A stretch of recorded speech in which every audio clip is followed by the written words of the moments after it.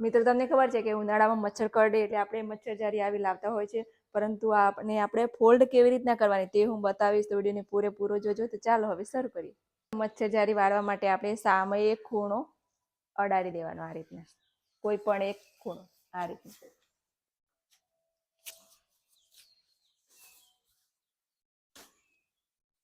તો જો આ પહેલું સ્ટેપ કરી લીધા પછી આપણે જે પાતળો ભાગ હોય તેને પગ નીચે દબાવી લેવાનો હોય છે. જો આ રીતના.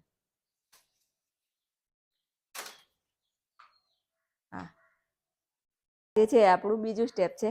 હવે આપણે પગ નીચે નાખ્યા પછી આપણે બંને સાઈડે આ રીતના બંને હાથેથી આમ પકડી લેવાનું. આમ પકડ્યા પછી આપણે સરખા 3 ભાગ કરવાના હોય છે, એક નીચે અને એક ઉપર, વચ્ચે આટલો આવે તે રીતના, અને પછી ઉપર છેલ્લે. તો જો આ રીતના જોજો. આમ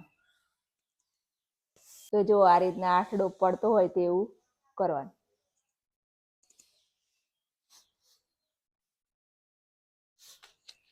પછી આ ઉપર આમ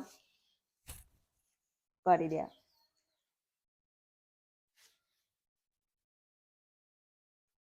જો થઈ ગયું ને. 3 સ્ટેપ થાય ત્યારે આ કવરની અંદર આવતું હોય છે, અને આ અત્યારે આ મચ્છરની સિઝન પણ છે અને બધા આવી લાવતા પણ હોય છે.